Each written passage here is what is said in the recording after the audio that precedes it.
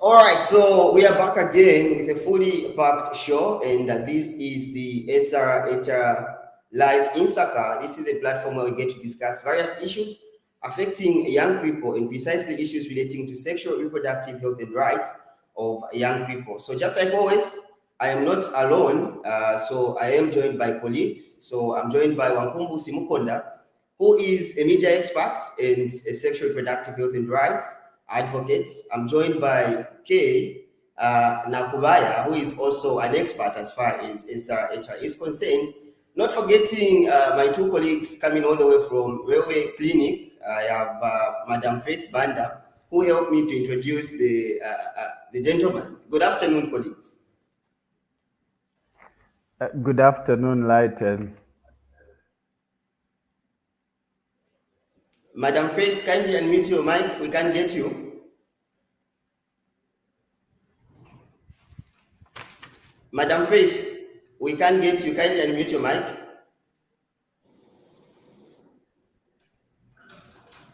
Okay. Good afternoon, Railway Clinic. We can get you now. Good afternoon, thank you. Good afternoon. All right. Kindly help me to introduce the gentleman, Madam Faith. I didn't say his name.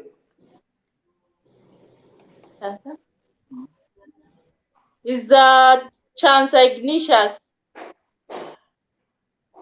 All right. Thank you so much, colleagues, for finding time to be part of this platform. So basically, we today's show rather we are here to unpack what abortion is and also focus on some of the myths surrounding abortion. So maybe to just kickstart the show, I'll ask Madam Faith to maybe just give us an insight or define what abortion is from the medical perspective.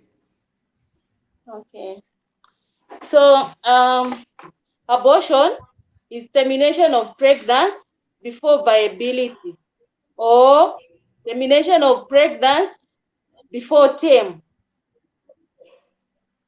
or it's termination of pregnancy at 28 weeks.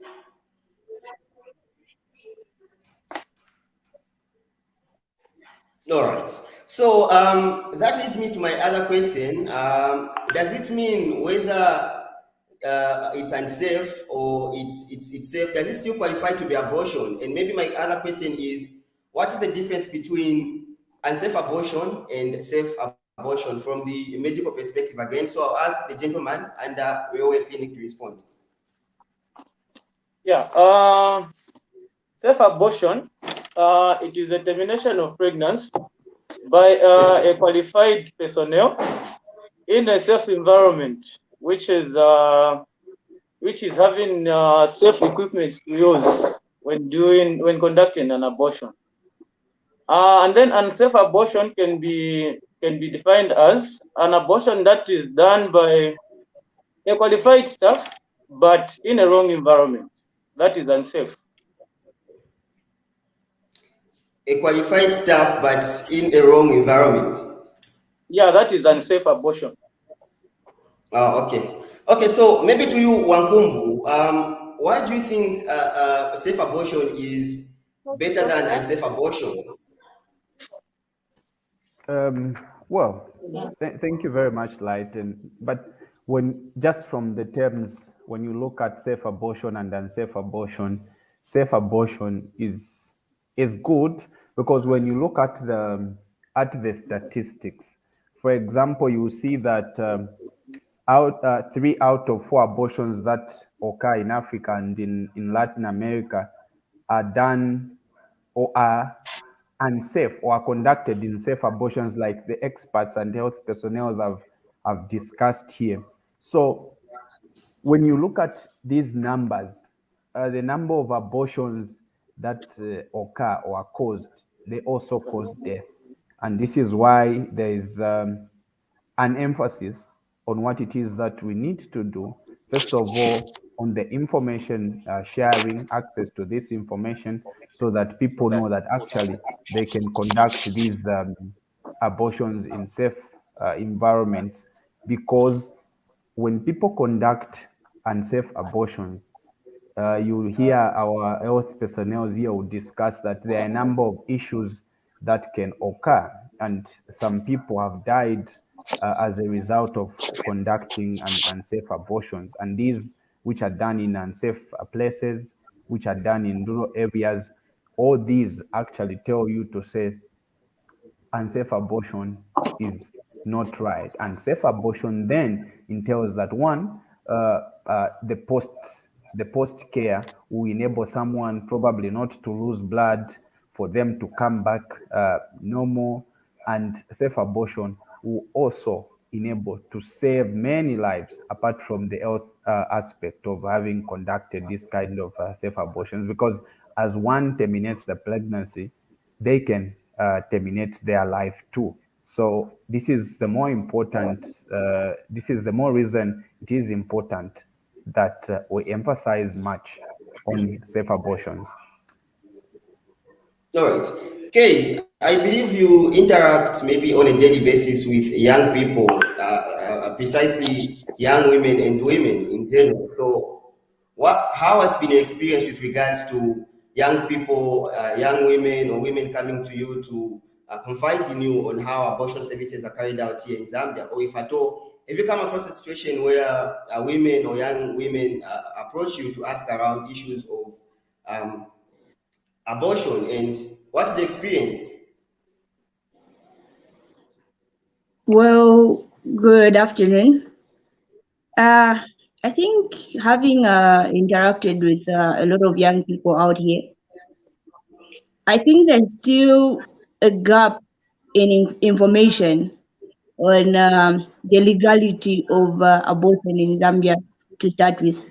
And then also, I feel like as far as the service provision is concerned, I think there's a lot of stigma that is attached to abortion, even from our medical personnel. So it's not only in the community, but also at the clinics. So I think there's a lot going on out here in terms of abortion and stigma and just issues of people not knowing where to go, where to access the services, and also what methods to use when carrying out abortion and who should conduct abortion.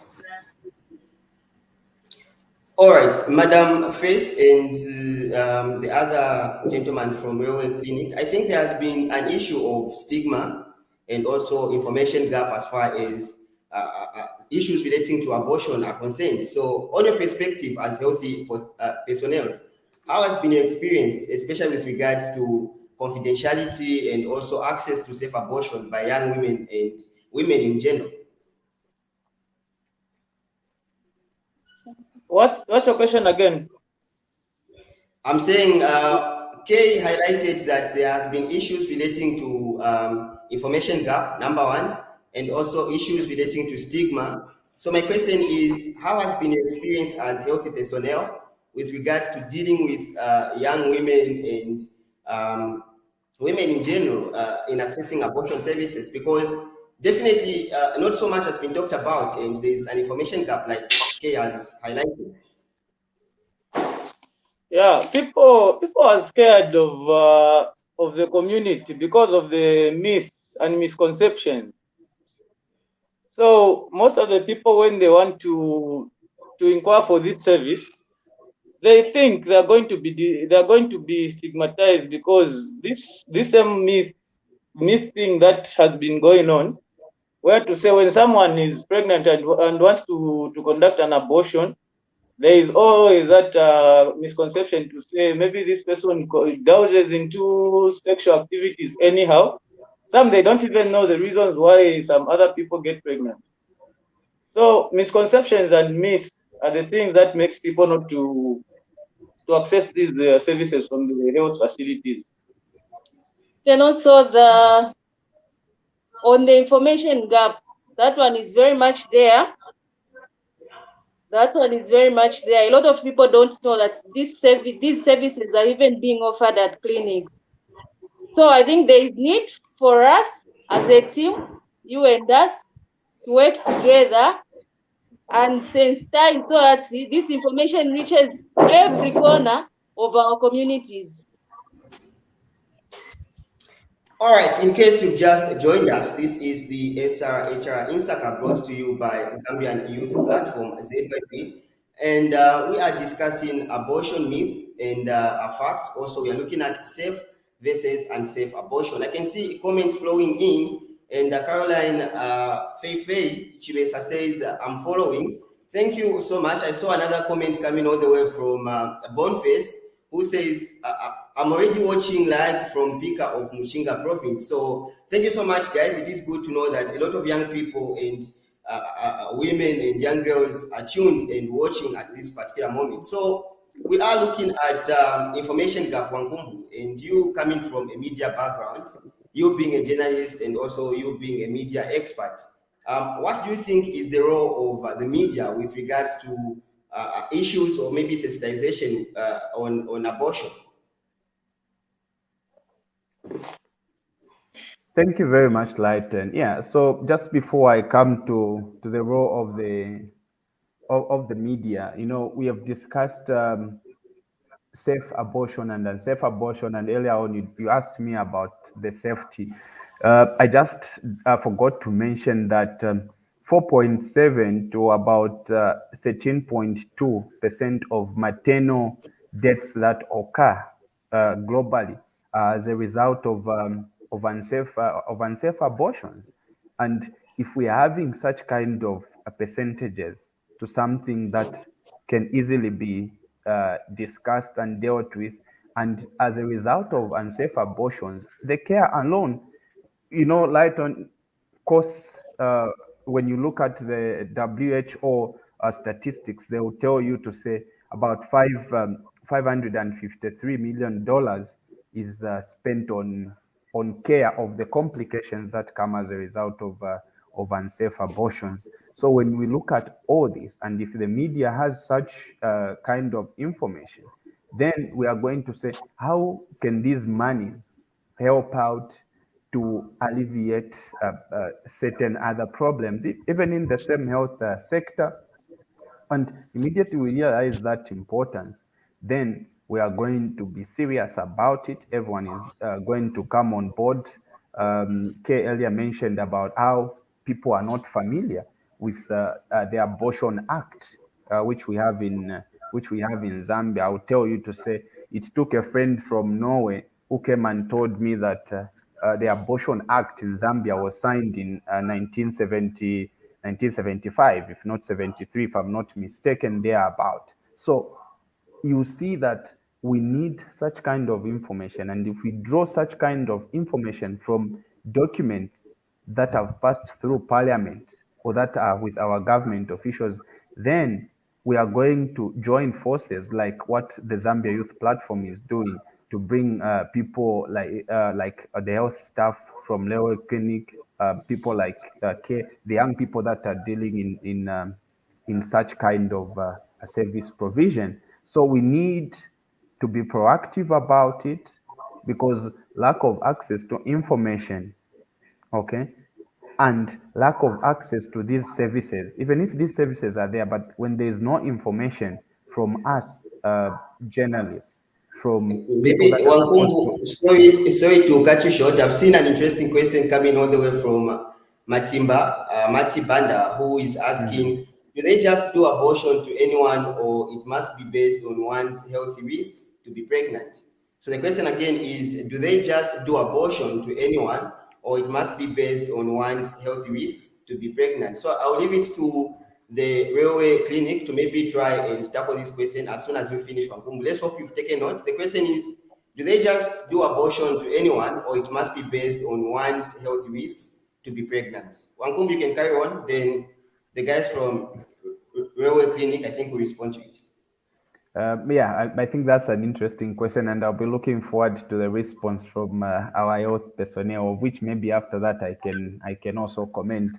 But the role of the media or the journalists cannot be overemphasized, because lack of information out there has a huge impact on the reduction of unsafe abortions.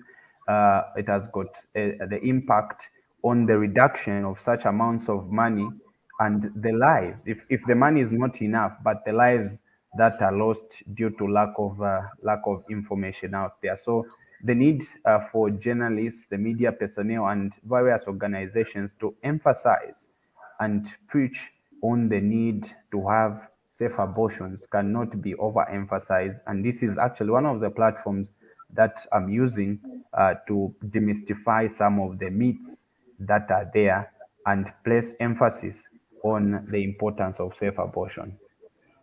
Before you jump in, Kay, I'll allow Railway Clinic to respond to that question that came from the comments.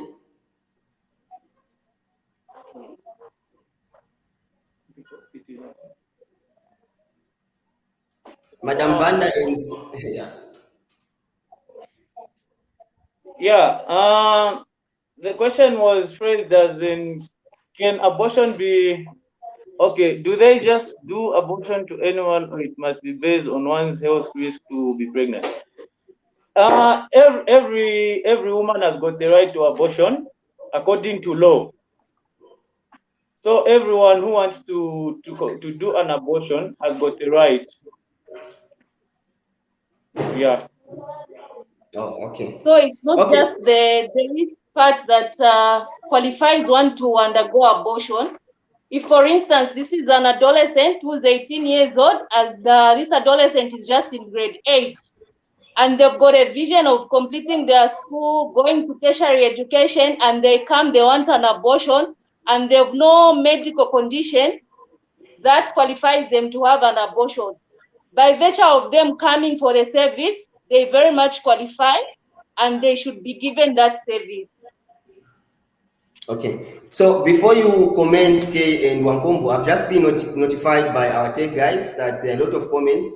So maybe I'll ask them to show us the questions so that the team can respond. Yes, so we've got a question coming all the way from Mutinta Masowe.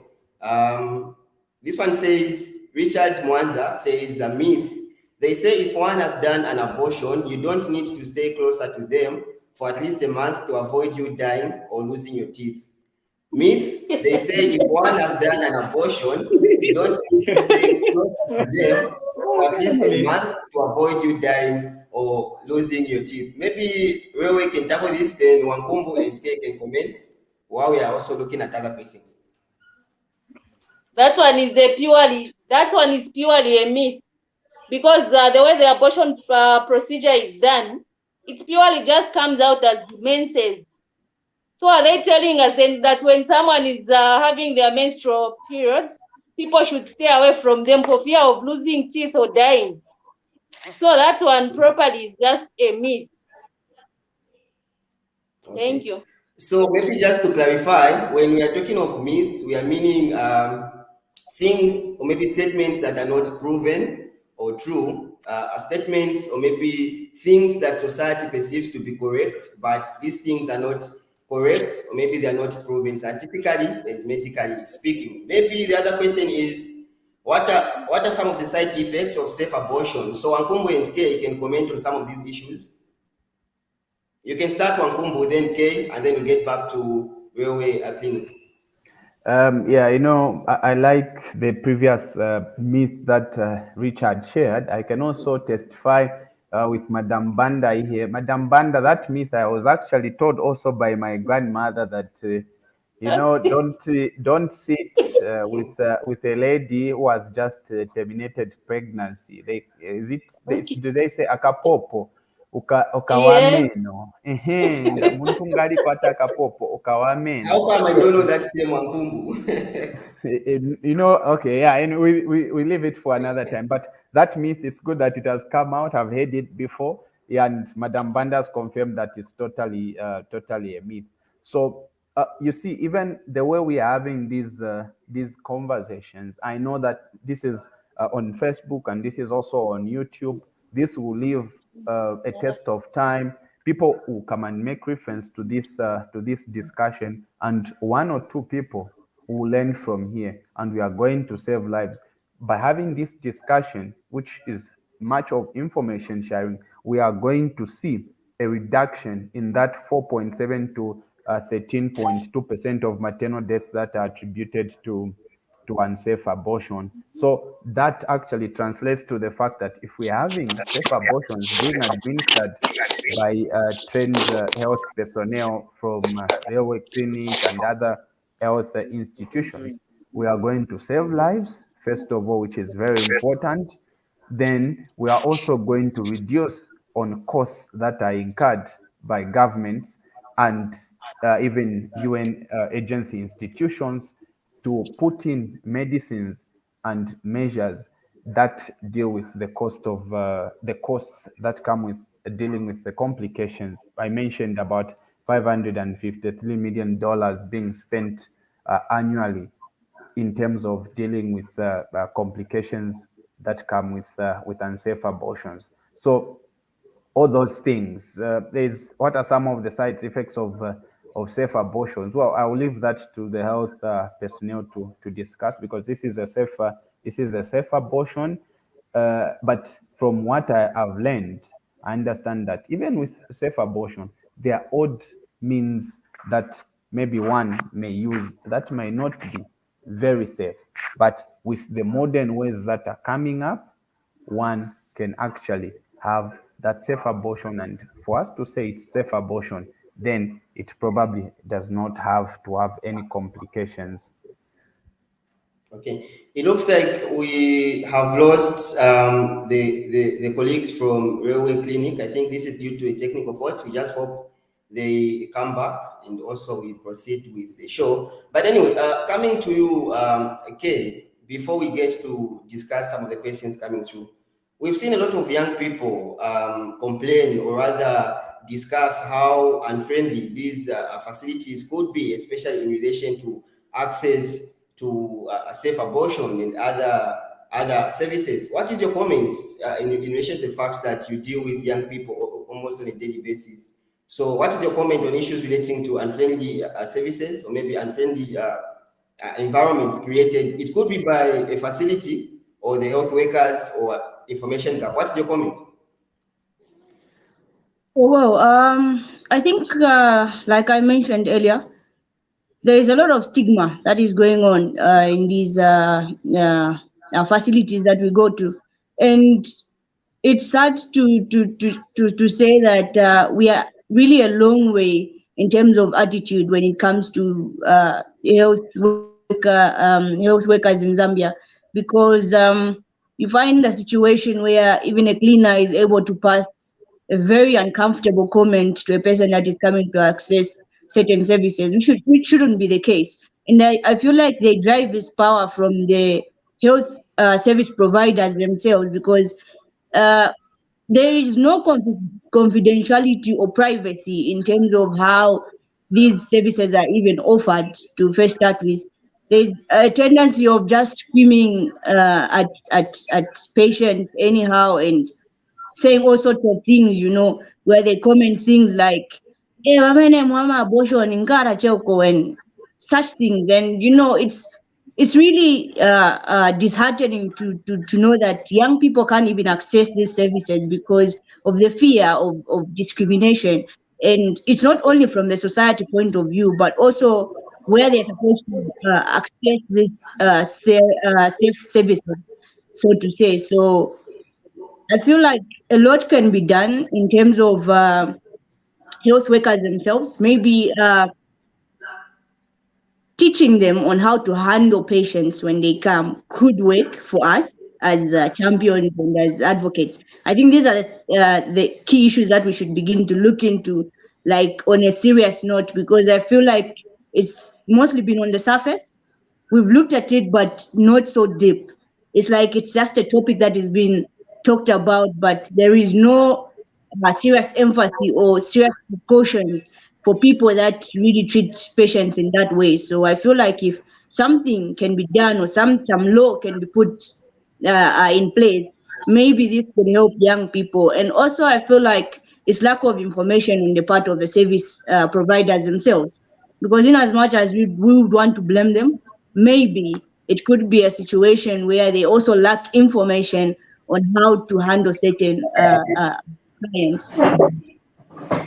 All right, so in case you've just joined us, this is the SRHR INSAKA brought to you by the Zambian Youth Platform, ZYP, and we are discussing abortion myths and facts, and also we are looking at safe versus unsafe abortion. And on an exciting note, as a ZYP, we will be having our second regional adolescent health indaba, which is a platform that gets that brings together lawmakers, it brings together key stakeholders and also partners and also young people to interact and discuss on various issues affecting us young people and also other young people at the region. So look out for that.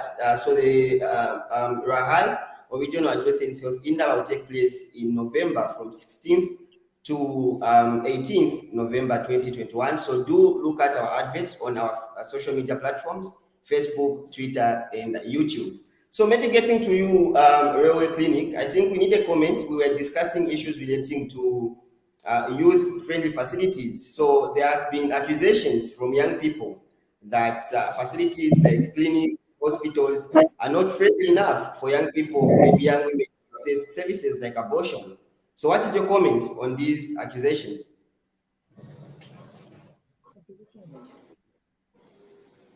What's the question again?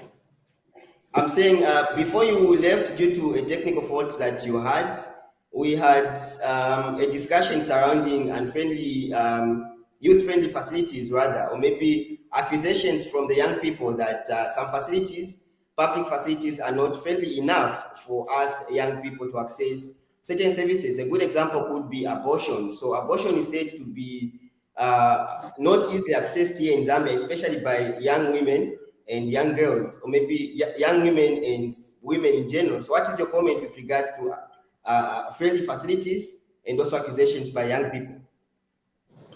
Okay. I think some facilities don't have trained health personnel to offer the service. Then if we talk about our clinic specifically, we've got 3 people that are trained to offer this service.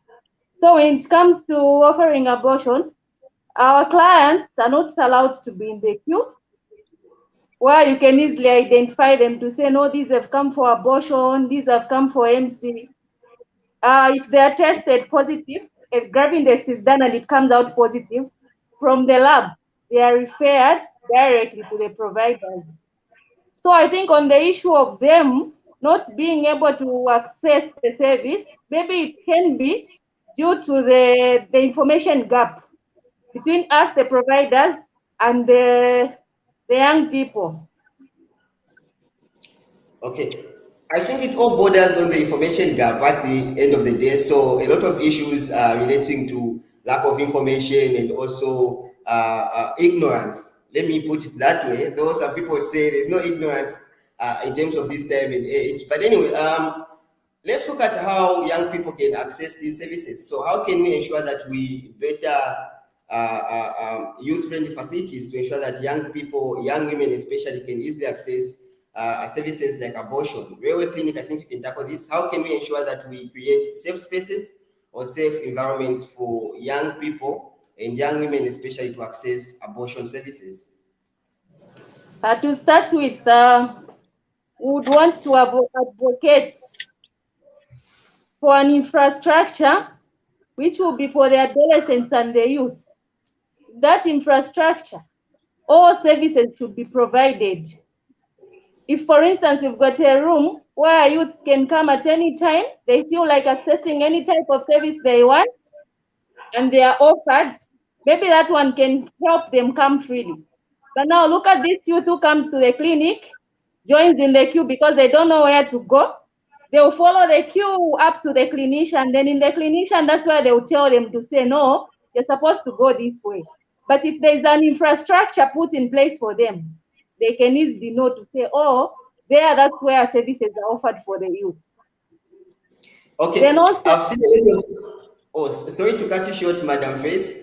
I've seen interesting questions popping up on the screen, and maybe before you respond further, I would like you to state at what age, if possible, you can tackle at what age can somebody access the service. And also, there's a comment coming from Matimba which says, since abortion is legal to every girl and women rather, don't you think it will increase the chances of teenagers having unprotected sex because they know that at the hospital abortion is legal? So in short, this one says, if a lot of people, especially young people, know that abortion services are legal and can be accessed at public facilities, can that somehow lead to increase in terms of teenage pregnancies, because they know even if they get pregnant, they can terminate the pregnancy at some stage? Maybe Rewe can tackle that question. Okay. So to start with, I think even the time when sexuality was introduced in schools, parents stood against teachers to say, you are teaching our children how to have sex. But they were not teaching them so that they go and practice. They were giving information for them to make an informed decision. So even us, we are not actually promoting abortion, but we start with teaching about family planning. If we teach, and our adolescents and youths get the information to say, if I sleep with someone, automatically I'll become pregnant. But if I don't want to become pregnant, let me use a condom, let me be on family planning. If that is achieved, we also have less numbers to attend to as abortion care services. Okay, so what are some of the ways that we can ensure that we lower or prevent the rate of unsafe abortion? How can we ensure that we lower the rate of unsafe abortion? Maybe Kay can jump in. From there, Railway Clinic can clarify and also give their comment. Kay? Unsafe. Okay, so it all goes back to what we talked about, information. It all bridges on that, because if there's lack of information on a lot of topics surrounding SRHR, I feel like we're going to have a whole lot of pregnancies, unwanted pregnancies, thereby leading to unsafe abortions. So if we border on topics like proper condom use, abstinence, and all that, I feel like in the first place we're not even going to have the unwanted pregnancies, like the previous question came in. So it's not necessarily promoting unprotected sex, but it's just letting people know what rights they have and what is available for them. And also, like my colleagues from railway said, having to make informed decisions is key. So I think it's up to us as champions, as health workers, and as journalists to really inform people out there on different topics under SRHR, so that people can then make an informed decision, and a decision that is better for them.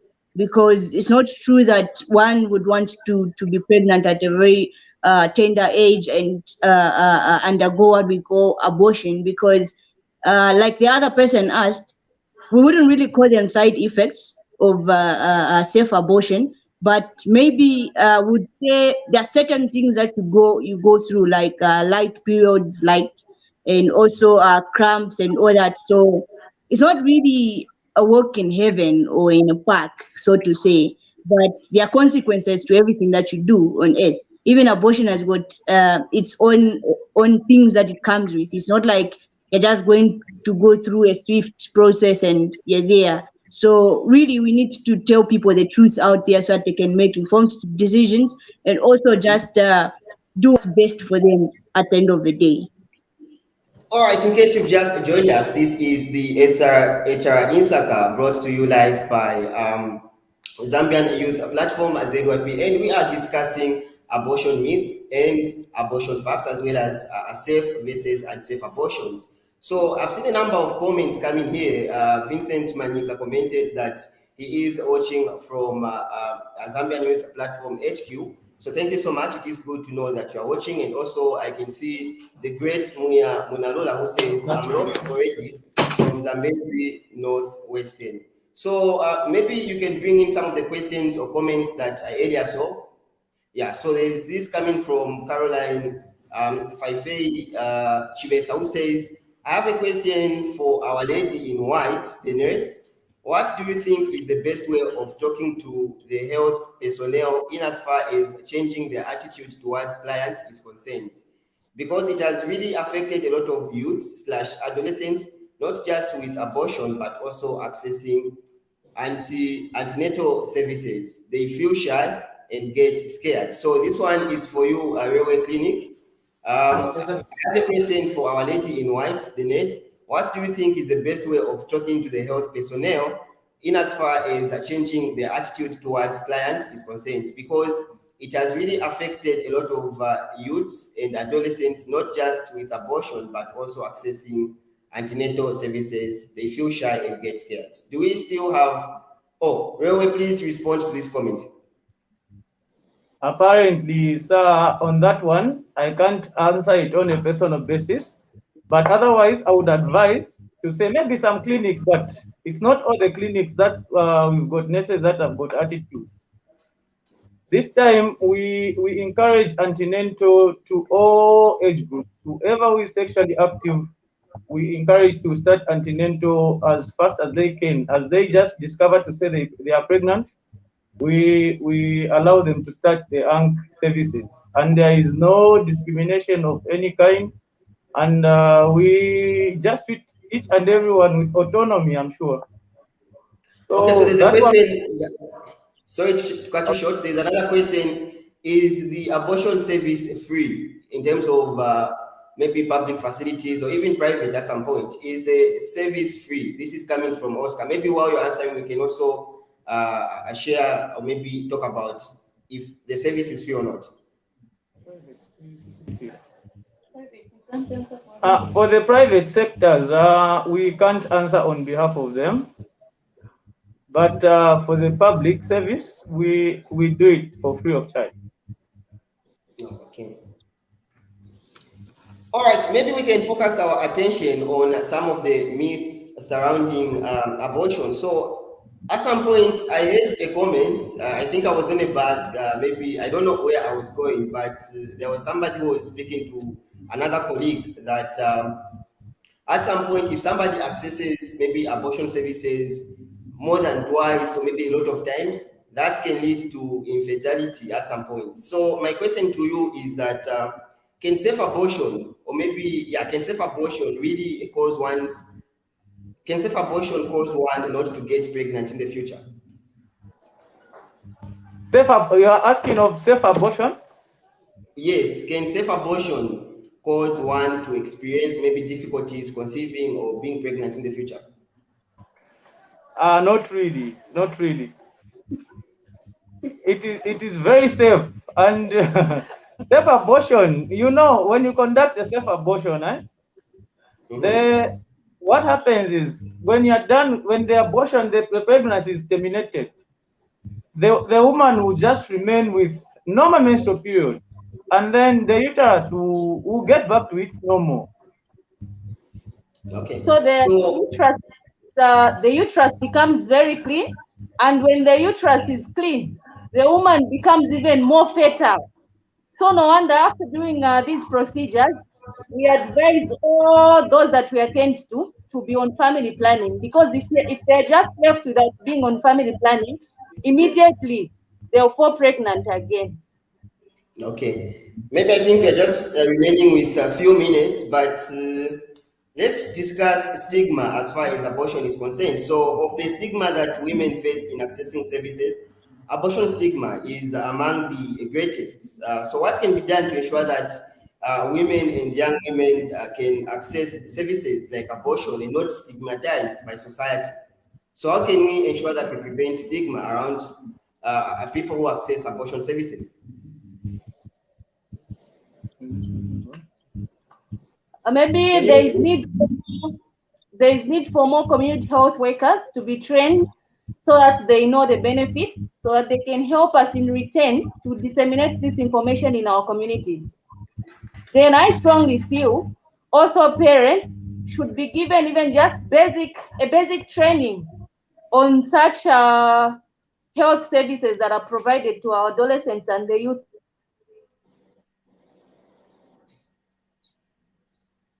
Okay, it seems like the railway surgery clinic are having a technical fault. Can you get me now, Madam Faith? Okay, it seems like they're having a technical fault. Anyway, we'll proceed. So this is the SRHR INSAKA, and we are discussing abortion. Maybe with a few minutes remaining, I'll read some of the myths that I've heard around the communities, and also maybe Wankumbu and K, as well as where we can, in less than 30 seconds each, comment on the things that I read. Yeah, so there's been negative stereotypes. For example, some people say a woman who has an abortion brings shame to her family. So a woman who has an abortion brings shame to her family.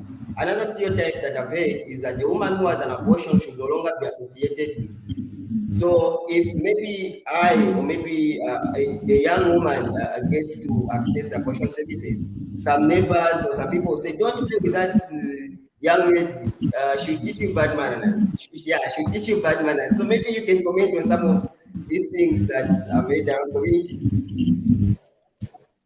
In as much as we offer these services, there should be no tag put on the forehead to say Banda today received an abortion. So when I go back to my community, no one will know that I'm from accessing an abortion service. Then also the issue of me influencing their kids wrongly, that one is a big no, because children of nowadays are learning things through the internet. Yeah.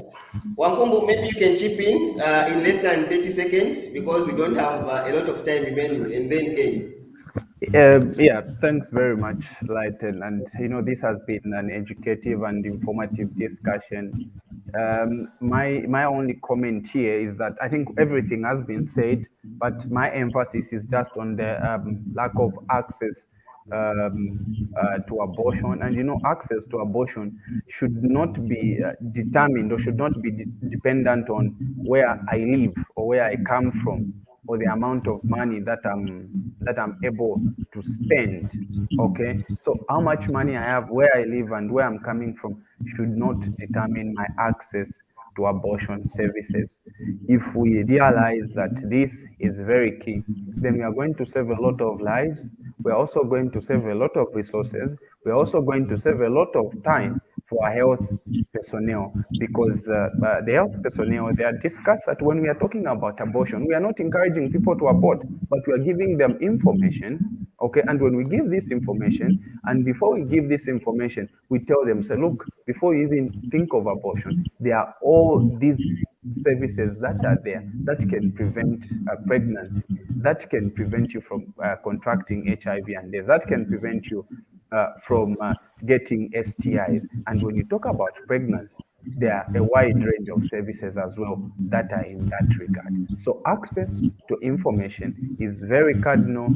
We need not to discriminate those people that are going for these services. And it is my sincere appeal to all health personnel out there that they should be like our health personnel from Lewe Clinic, who are openly discussing this and telling us that when you go for these services, they'll actually treat you with the specialty that you deserve, just like any other health client that is out there. So that happens to be my concluding remark.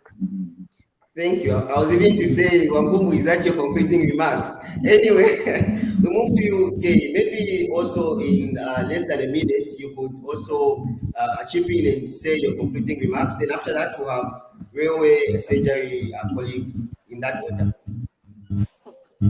Okay, thank you very much. Sorry to take you back, but there was a question on how best we can help our health service providers in regards to how they treat clients or patients per se. And I feel like if the administration could put in deliberate policies to kind of help in how service providers behave towards clients, that would help.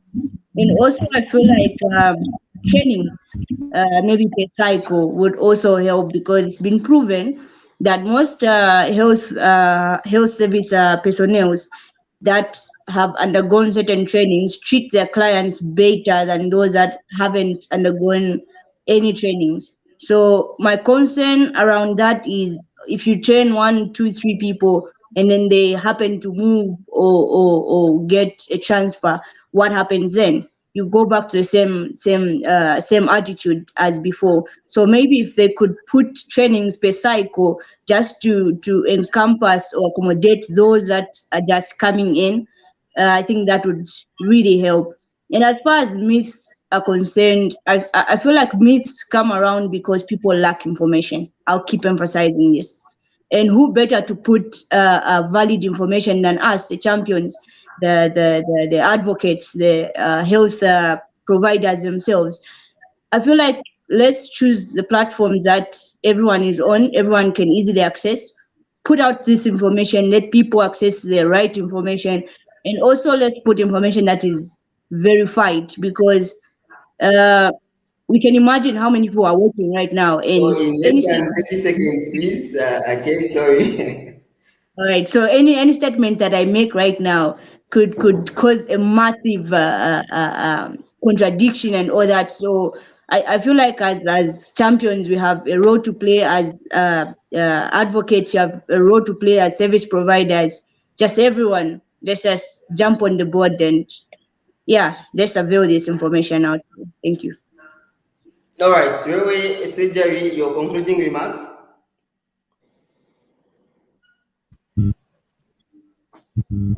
So, abortion care service is free for everyone. We're coming from a clinic where everything is for free because we are dealing with primary health It care. seems like We won't talk about the hospital, but we'll talk about clinics in general. We offer primary health care, meaning all the services that we offer are for free. So whoever is sexually active who qualifies for this service if they so wish to have one. Thank you. all right. So I think from me, I can just say thank you so much, colleagues, and it's been a pleasure for us as a Zambian Youth Platform to host you and discuss this important topic, which is maybe not so much talked about. But thank you so much for providing information, because this is very cardinal, not just to us as young people, but even to women in general. So as AYP, thank you so much for finding time to be here. And even next time, definitely, we'll call you guys to come on board and assist in one way or the other. Thank you so much.